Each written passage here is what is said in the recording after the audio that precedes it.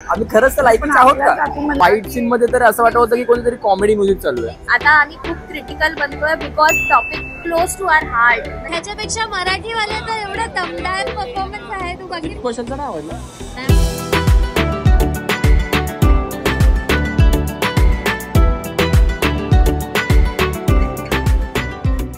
High guys, welcome to our channel. आणि आज आम्ही चाललो आहे छावा मूवी बघायला. And if you guys know me, तुम्हाला हे कळलंच असेल की मी लेट झाली आहे आणि तो फिल्म ऑलरेडी चालू झाला आहे. तेजस आणि त्याची मॉम जाऊन बसले आहेत आतमध्ये आणि मी आता मागून पोहोचतीये तिकडे. सो मी तिथे जाते आणि I keep you posted. Okay.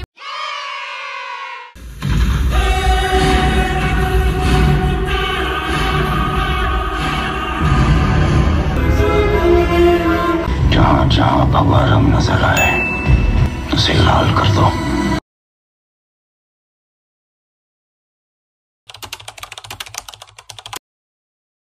I have mixed feelings honestly. Since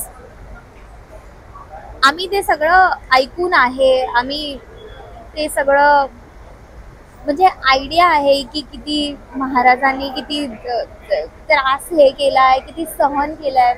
so when you see all of that, yes you feel all of that because ते घडलंय. विकी कौशलने खूप छान प्रकारे बोलतात ना की he brought it to life. He did it really well. त्यांनी खूप मेहनत घेतली आहे त्या माणसा कौशल. हा, खूप छान मेहनत घेतली आहे, त्याच्यामुळे असं छान वाटत होतं. अक्षय खन्नाने तर सायबुलच होता भाई. खरंच थोडासा ओव्हर शॅडो झाला विकी कौशलमुळे. जर विकी कौशल मध्ये जरासा कमी झाली असती ना, औरंगजेबला तोड भेटला असता. बट मला अक्षय खन्नाचा एव्हरी सीन आवडलाय. ह्याच्यात ना मला साऊथ वाली फिलिंग येत होती. नाही, ते तू मनात पकडलंस म्हणून. तुझ्या मम्मीला माहित नव्हतं ते साऊथ मधून येणारी आहे ती, म्हणून तिच्या चेहऱ्याचे एक्सप्रेशन्स म्हणा. आणि ती ऍक्च्युली असं वाटत होती की मराठीच आहे. हा, ते मी मानते की ती ना दिसण्यासाठी किंवा एक्सप्रेशन वगैरे छान दिले, पण ती बोलायला जायची ना, मग मला असं वाटायचं की हे मराठी नाही. पण तिच्यामध्ये जे हे होतं ना, काय म्हणतात, म्हणजे एक मराठी औरत म्हणतात ना, तशी नवऱ्याच्या मागे उभे राहणं खंबीरपणे, त्यामध्ये ती सार्थ उतरली आहे. मस्त केलं तिने. आणि ती वाटतच नव्हती साऊथची आहे म्हणून.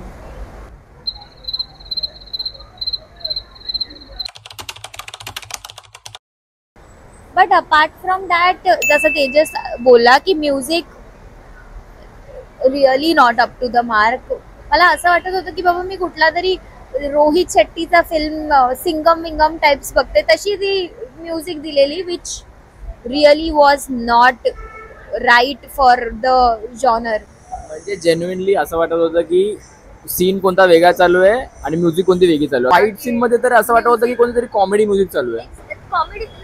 Comedy music soda, but Wien you put music like that in fight scenes, मग त्याचं जे इम्पॉर्टन्स होतं किंवा तिकडे रक्त बहलंय यार, तिकडे लोकांनी आपलं जीव दिला आहे स्वराज्यासाठी, त्याचं हे होऊन जातं. That just nullify. म्हणजे मला कळत नाहीये की ह्या लोकांनी मूवी नंतर बघितला की नाही, कसं वाटलं असेल. म्हणजे लेजिट मला एवढा राग येतोय ना, एवढा राग येतो. आणि एक ऑब्व्हियसली मला बायस्ड वाटलं, साला मुघल लोकांची म्युझिक काय भारी दिली, त्याबद्दल मी त्याला त्यांना अप्रिशिएट करेन. म्हणजे एक्झॅक्टली औरंगजेबची एंट्रीचा म्युझिक आहे. मराठी ह्याच्यात घडलेल्या ह्या सगळ्या गोष्टी आहे, आपल्या मराठ्यांनी गेलेले आहेत आणि मराठ्यांवाली फिलिंगच येत नव्हती. एवढं हिंदी करून टाकलंय, कुठे ते मराठी टच, कुठे तो काही टचच नव्हता. ह्याच्यापेक्षा मराठीवाल्याचा एवढा दमदार परफॉर्मन्स आहे. तू बघितलं? क्वेश्चनचं नाही आवडलं. नाही, मला मी ते बघितलंय ना. आणि आपल्या भाषेत जो करतो त्याच्यात जे ऑल्सो वन मोर थिंग जे मला असं वाटतं की आता आम्ही खूप क्रिटिकल बनतोय because it is topic to म्हणजे क्लोज टू आवर हार्ट. म्हणजे कमॉन यार, आमचं मराठी स्वराज्याबद्दल आहे, आमच्या महाराजांबद्दल आहे, तर मग we will take it very critically. So one thing that I really जे म्हणजे अजून मला इरिटेट झाली वॉज की म्हणजे जितके लोक मला माहिती आहेत ना, मराठी लोक, त्यांनी कधीच औरंग नाही बोललाय, औरंग बोललाय. औरंगजेब बोलतो आम्ही कधी accent मध्ये problem. औरंगजेब कधीच नाही मी ऐकलंय. Accent आणि मध्ये problem. सगळ्यांनी म्हणजे त्या पिक्चर मध्ये त्या लोकांनी औरंग को मिलने जा रे, औरंग नाही तो औरंग होता आमच्यासाठी. ऍक्सेंटचा जरा इश्यू झाला म्हणजे. आपापसात मराठी लोक भांडतायत किंवा जे पण काही छोट्या मोठ्या गोष्टीमुळे एकामेकाला मारून टाकतात. अरे यार, काय आपलं पूर्वज काय होते, कशासाठी एका युनिटीसाठी भांडले आणि आता हे लोक काय करतायत. जरा एवढं ते मला मध्ये मध्ये दिसत होतं की अरे हे सगळं केलं रे आमच्यासाठी, आम्ही खरंच तर लाईफ आहोत का. आपल्यावर एखादं संकट आलं ना तर तेव्हा महाराजांनाच मारायचं की बाबा महाराजांनी इथे काय केलं असतं, महाराज असते तर. तसंच आपण आपल्या आयुष्यामध्ये निर्णय घ्यायचे महाराजांना स्मरून, आणि मग आपण आपला सक्सेस इथे निश्चितच आहे. फायनल थॉट्स हे आहेत की सगळ्यांनी हा मूवी बघितला तर पाहिजे, बट ऑब्वियस बिकॉज हा वन टाइम वॉच आहे. मला तर असं वाटतं मी परत बघू शकत नाही मूवी. फर्स्ट हाफ पर्यंत बघीन. आणि हा एक अनपॉप्युलर ओपिनियन होता, कारण भरपूर लोकांनी म्हटलेलं की फर्स्ट हाफ बोरिंग आहे किंवा म्हणजे काही कळलंच नाही फर्स्ट हाफ. पण नाही, मला चांगला वाटला. बिकॉज मला असं वाटलं की फर्स्ट हाफ कधी संपला मला कळलंच नाही, because I was into it इट. म्हणजे मला असं वाटतं की ज्यांना थोडंफार पण ॲटलिस्ट आपली हिस्ट्री माहिती आहे तो इंटरेस्टेड असेल की हा अजून काय अजून दाखव. तो मला बिलकुल पण बोरिंग नाही वाटला first half. So all in all खूप छान होता, मस्त होता. ॲक्टिंग वाईज सगळ्यांचं बेस्ट होतं. AR रहमान थोडासा प्रॉब्लेम झाला, पण ठीक आहे, इट्स फाईन. तर तुम्ही पण हा मूवी पक्का बघा. We definitely recommend this. And hope so तुम्हाला हा ब्लॉग आवडला असेल. आणि असेच ब्लॉग्स बघण्यासाठी आम्हाला सबस्क्राईब करा.